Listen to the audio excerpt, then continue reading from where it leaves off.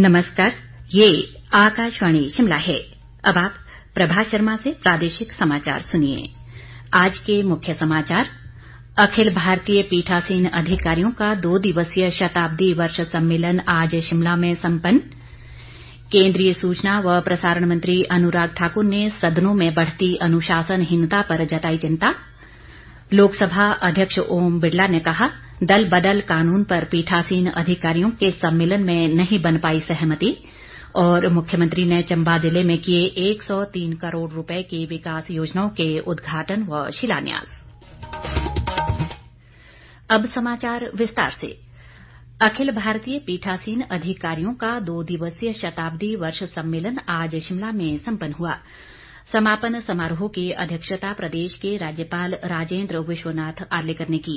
इस मौके पर लोकसभा अध्यक्ष ओम बिरला, केंद्रीय सूचना व प्रसारण मंत्री अनुराग ठाकुर, राज्यसभा उपसभापति हरिवंश नारायण सिंह, प्रदेश विधानसभा अध्यक्ष विपिन सिंह परमार और उपाध्यक्ष डॉक्टर हंसराज भी मौजूद रहे। विस्तृत ब्यौरा इस रिपोर्ट में। राज्यपाल राजेंद्र विश्वनाथ आर्लेकर ने एक राष्ट्र एक विधान पोर्टल को तुरंत व्यवहारिक बनाने पर जोर दिया है। उन्होंने कहा कि हर विधानसभा की सर्वश्रेष्ठ चर्चाओं को इस पोर्टल का हिस्सा बनाया जाना चाहिए। अखिल भारतीय पीठासीन अधिकारियों के सम्मेलन के समापन समारोह को संबोधित करते हुए राज्यपाल ने कागज रहित विधानसभाओं पर भी जोर दिया और कहा कि पर्यावरण की दृष्टि से ये सब करना जरूरी हो गया है। उन्होंने पीठासीन अधिकारियों को टेक्नोसेवी होने की आवश्यकता पर भी बल दिया। लोकसभा अध्यक्ष ओम बिरला ने सम्मेलन में अपने समापन भाषण में कहा कि जनता की जनप्रतिनिधियों से अपेक्षाएं बहुत बढ़ गई है और इन्हें संसद व विधानसभाओं के माध्यम से बेहतर निर्णय लेकर पूरा करना होगा। उन्होंने सदनों में बढ़ती अनुशासनहीनता को रोकने के लिए प्रभावी कदम उठाने की जरूरत बताई। बिरला ने कहा कि सदन शालीनता से चले, इसके लिए सभी पीठासीन अधिकारियों को सभी राजनीतिक दलों के साथ चर्चा करनी होगी। उन्होंने कहा कि एक राष्ट्र एक विधान पोर्टल के तहत वर्ष 2022 तक देश की जनता एक ही प्लेटफॉर्म पर संसद और विधानसभाओं की कार्रवाई देख सकेगी। उन्होंने संसद और विधानमंडलों की समितियों को और प्रभावी बनाने पर भी बल दिया ताकि इनके माध्यम से लंबित मामलों को समयबद्ध तरीके से निपटाया जा सके। केंद्रीय सूचना व प्रसारण मंत्री अनुराग ठाकुर ने सदनों में बढ़ती अनुशासनहीनता पर चिंता जताई और कहा कि सदन चर्चाओं के लिए होते हैं, कागज तो सड़कों पर भी फाड़े जा सकते हैं। उन्होंने कहा कि सदनों में चर्चा के स्तर को बढ़ाने की बहुत जरूरत है। संसद और राज्य विधानमंडल जनता की शिकायतों को मुखर करने और कार्यपालिका की जवाबदेही सुनिश्चित करने के लिए सबसे उपयुक्त मंच। यह मंच न केवल जनता की शिकायतों को सुनने तक सीमित रखता है, आपको अपनी बात उठाने का एक अवसर देता है, बल्कि उनकी आवश्यकताओं अनुसार और सुविधाओं को ध्यान में रखते हुए समय समय पर नए कानून बनाने का काम भी किया जाता है, नियमों परिवर्तन भी किया जाता है और जनता द्वारा चुने गए प्रतिनिधियों को इस मंच के द्वारा जिम्मेदारी सौंपी जाती है ताकि वो जनता की आकांक्षाओं पर खरा उतर सके और उनको पूरा कर सके। इसलिए ये आवश्यक है विधायिका की कार्यवाही का संचालन में पीठासीन अधिकारियों को सामने आने वाली जो समस्याओं का विश्लेषण किया जाए और समय समय पर चर्चा की जाए ताकि उसमें सुधार किया जा सके। अनुराग ठाकुर ने कहा कि कोरोना महामारी के बावजूद संसद ने सामान्य काल से ज्यादा कामकाज किया, जो अपने आप में एक रिकॉर्ड है। उन्होंने कहा कि आजादी के 75 साल बाद आज पीछे मुड़कर यह देखने का सुनहरा मौका है कि हमने इस दौरान क्या किया और इसमें क्या बदलाव की जरूरत है। अनुराग ठाकुर ने तकनीक का प्रयोग कर संसदीय प्रणाली को और आगे ले जाने की आवश्यकता पर बल दिया। उन्होंने कहा कि विधानमंडलों को छात्रों के शोध के लिए खोला जाना चाहिए। राज्यसभा उपसभापति हरिवंश नारायण सिंह ने कहा कि लोकतंत्र को और मजबूत बनाने के लिए विधानसभाओं में बेहतरीन कार्य हो रहा है। उन्होंने ये भी कहा कि यदि आज हम अपने कर्तव्य के प्रति सजग हों तो देश तेजी से प्रगति के पथ पर आगे बढ़ सकता है।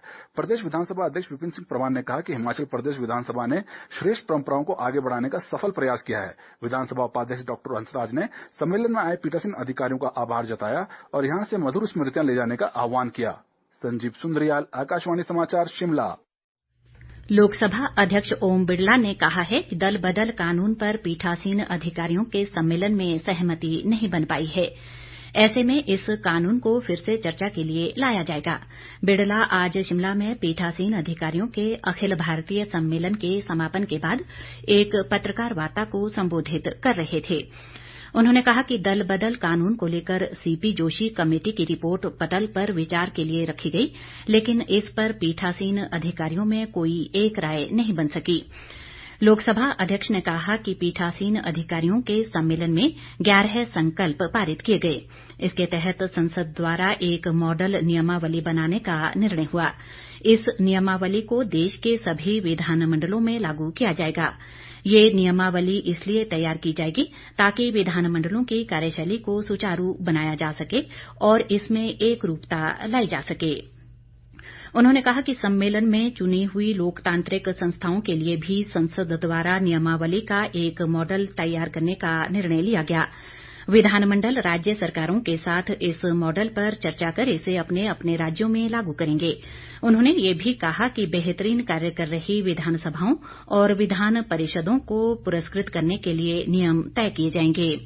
उन्होंने सभी विधानमंडलों को शून्यकाल की परंपरा शुरू करने का सुझाव भी दिया और कहा कि इस संबंध में सम्मेलन में संकल्प पारित किया गया। उन्होंने बताया कि हिमाचल प्रदेश विधानसभा के भीतर सरकार ने वित्तीय स्वायत्तता की अनुमति दे दी है। ये अच्छा प्रयास है और बाकी राज्यों को भी इसका अनुसरण करना चाहिए।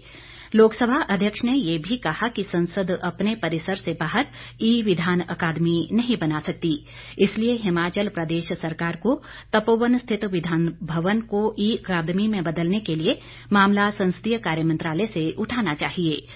केंद्रीय सूचना व प्रसारण मंत्री अनुराग ठाकुर ने कहा है कि इंटरनेशनल फिल्म फेस्टिवल 20 से 28 नवंबर तक गोवा में आयोजित किया जाएगा।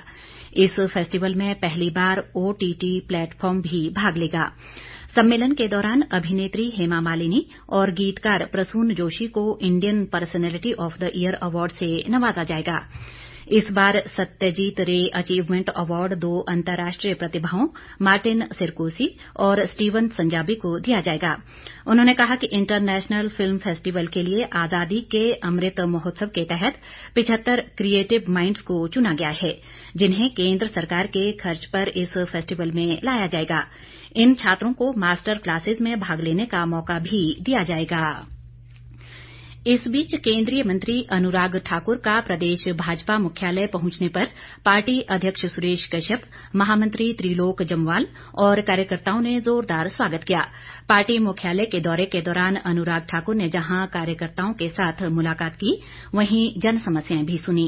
इस दौरान कई प्रतिनिधिमंडल भी अनुराग ठाकुर से मिले।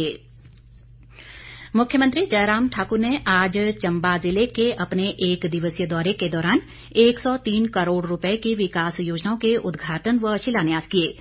मुख्यमंत्री ने चलो चंबा अभियान के तहत तलेरू में दी हिमालयन घोरल 9वीं राष्ट्रीय ड्रैगन बोट रेस प्रतियोगिता के समापन समारोह को भी संबोधित किया और विजेताओं को पुरस्कृत किया।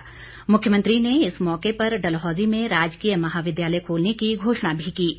मुख्यमंत्री ने तलेरू में आयोजित कार्यक्रम को संबोधित करते हुए कहा कि चंबा जिला में पर्यटन परिदृश्य को नए आयाम देने में इस तरह की प्रतियोगिताएं महत्वपूर्ण भूमिका निभाएंगी। इस प्रतियोगिता में 19 राज्यों से लगभग 800 प्रतिभागियों ने हिस्सा लिया। मुख्यमंत्री ने कहा कि चंबा का प्राकृतिक सौंदर्य, हस्तकला, मूर्तिकला और प्रसिद्ध उत्पादों को पर्यटन से जोड़कर इनसे जुड़े कलाकारों और शिल्पकारों की आर्थिकी को मजबूती मिलेगी।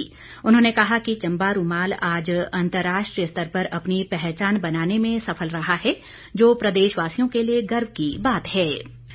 प्रदेश विधानसभा का शीतकालीन सत्र 10 दिसंबर से 15 दिसंबर तक धर्मशाला के तपोवन में आयोजित किया जाएगा। राज्यपाल राजेंद्र विश्वनाथ आर्लेकर ने आज इस संबंध में अधिसूचना जारी कर दी। सत्र के दौरान कुल 5 बैठकें होंगी। अंत में मुख्य समाचार एक बार फिर।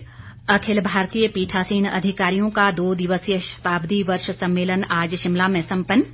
केंद्रीय सूचना व प्रसारण मंत्री अनुराग ठाकुर ने सदनों में बढ़ती अनुशासनहीनता पर जताई चिंता। लोकसभा अध्यक्ष ओम बिरला ने कहा, दल बदल कानून पर पीठासीन अधिकारियों के सम्मेलन में नहीं बन पाई सहमति। और मुख्यमंत्री ने चंबा जिले में किए 103 करोड़ रुपए की विकास योजनाओं के उद्घाटन व शिलान्यास। इसके साथ ही ये समाचार बुलेटिन समाप्त हुआ। नमस्कार।